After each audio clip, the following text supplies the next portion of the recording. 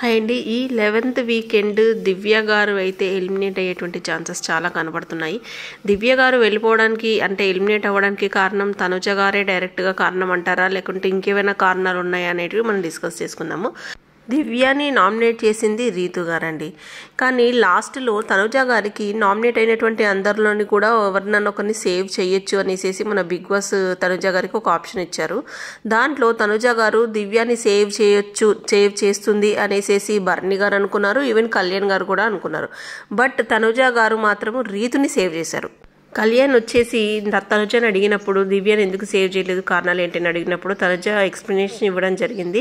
అక్కడ ఉన్నటువంటి వాళ్ళల్లో నాకు రీతు ఇంపార్టెంట్ అనిపించింది. ఎందుకంటే అక్కడ బర్ని గారు ఉన్నారు. బర్ని గారికి నేను ఒకవేళ సేవ్ చేస్తే ఆల్రెడీ అంతకుముందే నాన్నని సపోర్ట్ అని అది కొంచెం ఇష్యూ అనేది నడిచింది కాబట్టి బర్ని గారిని సేవ్ చేయదలుచుకోలేదని అనుకుంది. ఆ తర్వాత కళ్యాణ్ని చూసినట్లుగా అయితే ఈవెన్ కళ్యాణ్తో కూడా కొంచెం సపోర్టింగ్ గేమ్ ఉంది అన్నట్టుగా అంతకుముందు మాట వచ్చింది కాబట్టి కళ్యాణ్ నెట్టుకొస్తాడు అన్న నమ్మకం కూడా తనకు అనిపించింది కాబట్టి కళ్యాణ్ని సేవ్ చేయలేదు. నెక్స్ట్ వచ్చేసి ఇమాన్యుయల్ కూడా ఉన్నాడు నామినేషన్లో. కానీ ఇమాన్యుయల్ని నార్మల్గా ఇప్పటివరకు ఇమాన్యుయల్ నామినేషన్లోకి రాలేదు. తర్వాత తన ఓటు బ్యాంక్ ఎలా ఉంటుందో ఏంటి ఒకసారి నామినేషన్లోకి వచ్చి చూస్తే ఎలా ఉంటుంది ప్రాసెస్ అనేది కూడా మొన్న ఈవెన్ నాగ్ సార్ చెప్పారు. దాన్ని బట్టి కూడా తనుజ ఇమ్ముని సేవ్ చేయలేదు. ఇంకా మిగిలింది డెమోన్ అండ్ రీతు మాత్రమే. డెమోన్ అండ్ రీతులో కంపేర్ చేసి చూస్తే నాకు రీతు మోర్ ఇంపార్టెంట్, తన ఫ్రెండ్ కూడా. అండ్ తనకు ఒక ఛాన్స్ ఇచ్చి చూస్తే తను ఏమైనా మిస్టేక్స్ ఉంటే రెక్టిఫికేషన్ చేసుకుంటుంది కదా అనేసి ఆ విధంగా చెప్పడం జరిగింది. అందుకే సేవ్ చేయడం జరిగింది అని ఎక్స్ప్లెనేషన్ ఇచ్చింది.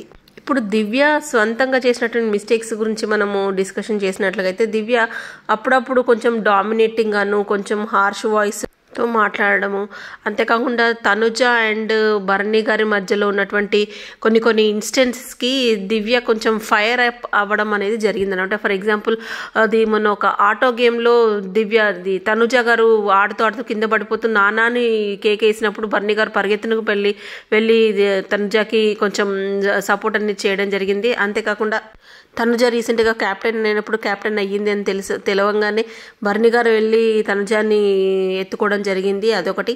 తనుజకి మన ఒకసారి కాళ్ళకు దెబ్బ తగిలినప్పుడు బర్ని గారు వెళ్ళి ఆయింట్మెంట్ రాయడం, ఇలా కొన్ని ఇన్స్టెన్సెస్ ఏవైతే జరిగాయో దానికి హైలైట్ చేస్తూ దివ్య గారు కొన్ని మాటలు అయితే మాట్లాడడం జరిగింది.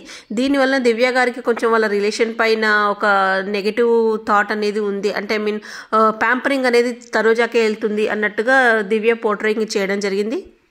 ఈ విషయాలన్నీ హైలైట్ కావడం వల్ల దివ్య గారు కొంచెంకి నెగటివ్గా అనేది ఇంపాక్ట్ అయితే పడిందనమాట.